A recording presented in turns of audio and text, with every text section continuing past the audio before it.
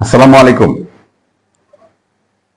দুঃখের খবর বলবো না আনন্দের খবর বলবো না কষ্টের খবর বলবো বুঝতে পারছি না।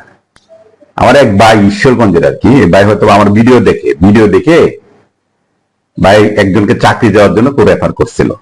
ভাই হয়তো এই ভিডিওটা দেখবেন। তো ওনার কথা উনি অনেকদিন রিকোয়েস্ট করছে আমাকে, উনি কল করছে, তারপরে ব্যবসা করে উনি জানে, সিভি পাঠাইছে, রিকোয়েস্ট করছে। তারপরে আমি বলছি তাহলে আর চাকরি কি আপনার জন্য না আপনার কারোর জন্য? বলছে না আমার বন্ধুর জন্য। আমরা একসাথে ময়মনসিংহ পলিটেকনিক্যাল থেকে মেকানিক্যালে ডিপ্লোমা শেষ করছি। ওই ছেলেটা বেকার। বেকার বলতে সে মালয়েশিয়া চলে গেছিল। মালয়েশিয়া সে 4 বছর না 5 বছর ছিল। হুম। চাকরি করার পরে সে দেশে চলে আসছে, কি কারণে তার আমি জানি না। তো পরে দেশে একটাতে চাকরি করছে, সে ট্রেনে টিটি ছিল। টিটি মানে টিকিট কাটতো, 18 ঘন্টা ডিউটি। সপ্তাহে সপ্তাহে 3 দিন পর পর যদি ছুটি পায় 8 ঘন্টা দাঁড়ায় থাকতো, এই কারণে সে পারে নাই। তার কথা আর কি। আমি বলছি তাহলে আপনি করেন, আমার তো টেকনিক্যালের লোক লাগবে, যেহেতু সে মেকানিক্যালে কাজ করছে, টেকনিক্যালে আমি তাকে দিতে পারবো। অনেক রিকোয়েস্ট করার পর আমি তাহলে ওর সিভিটা পাঠান এবং তাকে বলে সিভিটা আমাকে কল দিতে এবং সিভিটা পাঠাতে, তার সাথে আমি কথা বলবো। তো উনি সিভি পাঠাইছে, ও ও আমাকে কল দিচ্ছে। তো ও ছেলে আমার রিকোয়েস্ট করছে যে কি অবস্থা, এই সবকিছু মিলে সব ঠিকঠাকই আছে, একদিন সে আসার পরে 1 তারিখে সে জয়েন করবে। আমি তার রিকোয়েস্ট, আমি কিন্তু তার দেখিও নাই, তার সাথে আমি কথা বলিনি। কথা বলা ছাড়া যদি সকালবেলা 9টার সময় আসার কথা, 1 তারিখে আসছে গতকালকে আর কি, এসে জয়েন করছে। জয়েন করার পরে আমি তার যে কাজটা বোঝানোর জন্য তাকে এক সাইডে পাঠাইছি যে আপনি যান, দেখেন কাজটা। সে ডিউটি করে আসার পরে মানে বিকালবেলায় তার হয়তো আমি বুঝছি যেটা যে তাকে যে হবে না, অথবা সে চাকরিটা করতে চাচ্ছে না। ঠিক আছে। তো আমি বলছি যে ওনার সাথে আমার দেখা হয় নাই, কিন্তু আমি কিন্তু সকালবেলা আমি আসতে দেরি করছি, ওরা কাজে ডিউটিতে আসছে, আমি বলছি ওকে নিয়ে যান। আমি তাহলে যেহেতু চাকরি করতে বিকালবেলা, তার সুরে যেটা বুঝলাম, কারণ আমি তো মানুষের হেলোতেই বুঝতে পারি যে সে আসলে উদ্দেশ্যটা কি। এখন আমি আগে ব্যবসা করার কারণে লাখ লাখ মানুষের সাথে কথা হওয়ার কারণে আমি বুঝছি তো তার এটা হয়তো বা ভাল লাগছে না।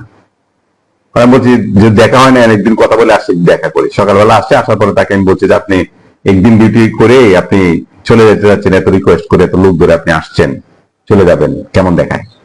আপনি করেন, চাকরি করেন, একদিনই তো আর সবকিছু বুঝে দেন, অনেকে তো করছে। আর এমন কঠিন কোনো কিছু না। না না না স্যার, এটা না স্যার, আমি যে করছিলাম, এই যে মানুষ আমাকে বোঝাচ্ছে আর কি। আমি তো বুঝছি সে কারণ কি। বিষয়টা হচ্ছে যে দুঃখের বিষয় হচ্ছে যে কারো রেফারেন্স দিলে সে তো তাকে চাইছে যে নর্মালি ব্যাপারটা যে বিষয়টা হচ্ছে এরকম যে প্রেম করার সময় যেটা বিয়ে করার সংসার করা কিন্তু এক জিনিস না। তখন এখন তার সাথে আমি আজকে কথা বললাম সকালবেলা করার কথা দিয়ে উনি কথাই বলতে পারে না। সে তুতলা, মানে তুতলা বলতে মানে এটা আল্লাহ সৃষ্টি, তার আমি দুঃখ দেওয়ার কিছু নাই। তার যে কাজটা, তার যে মুখের ভাষা বলতে, তার কথা বলতে গেলে অনেক সময় লাগে। সে কাস্টমার তো সাধারণত বিরক্ত হয়ে যাবে, কারণ যেহেতু সে সার্ভিসটা দিবে, কথা বললে তাকে কনভিন্স করতে হবে। তার ওই ভাষা হইলে তো সে কথা বলতে পারবে না। এক হয়েছে এইটা। প্রথম হচ্ছে তার যে সে যে কাজটাতে আসছে, তাই সে, আমার মনে হয় সে অলস, মানে এবং সে কাজ করার মানুষ না। সে কোন কাজে তার জন্য সুটেবল হবে না, কারণ যেহেতু মানুষ সে গেছে 5 বছর থেকে আসার পরেও সে কিছু মানে সে আবার চলে আসছে, আর যায় নাই। তার মানে সেটা হচ্ছে ঠেকায় কাজ করে আসছে। তারপর যেন একটা রেল লাইনে কাজ করছে, সেখানে তো তার হয় নাই, অথবা আর কোথাও করছে কিনা আমি জানি না। সে যেটা বলছে যে দিচ্ছে, তা আমার এখানে যে সে কাজ, মানে কাজ তাকে দেওয়া হবে না মনে হয়। এক। তৃতীয় হয়েছে যে তার ভালো লাগে না। তৃতীয় হয়েছে আমি তার সাথে দেখা হয়নি, ফোনে কথা বলছি তো সে হোয়াটসঅ্যাপে শুধু বয়ে দিছে, আমি বুঝতে পারিনি। তো এখানে আজকে আসার পর কথা বলার পর দেখছি যে আসলেই যে উনি আসলে মোটামুটি কাজের যোগ্য না, কাজ করার মতো। দেখতে সুন্দর, সুদর্শন দেখতে, চেহারা সুন্দর, সবকিছু দাড়িটাই সবকিছু ঠিক আছে, কিন্তু আসলে কাজের ছেলে না।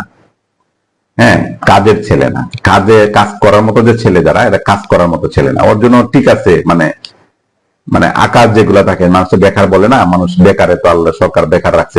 কাজ জানলে তো পৃথিবীতে কাজ জানে এরকম কেউ তো আর বেকার নাই। আছে, বেকার থাকবে না। সে কাজ জানে, কাজ করতে করতে মানুষ যান চলে যায়। আমাদের দেশে বেকারের সংখ্যা বেশি দেখে, মানে কাজে, মানে বেকার কাজ জানে না দেখি বেকারের সংখ্যা সবচেয়ে বেশি। যদি কাজ জানতো কেউ বেকার থাকতো না। উন্নত বিশ্বের কথা যে বলেন, ওই দেশে কেউ কিন্তু ঘুমায় থাকে না, সবাই কাজ করে। কাজ জানে দেখি এরা অত উন্নত এবং এত ধনী। আপনি কাজ করেন না, কাজ জানেন না, তখন আপনি আসছেন এত কষ্ট করে, এত দিন রিকোয়েস্ট করে, 1.5 মাস রিকোয়েস্ট করে আসছেন।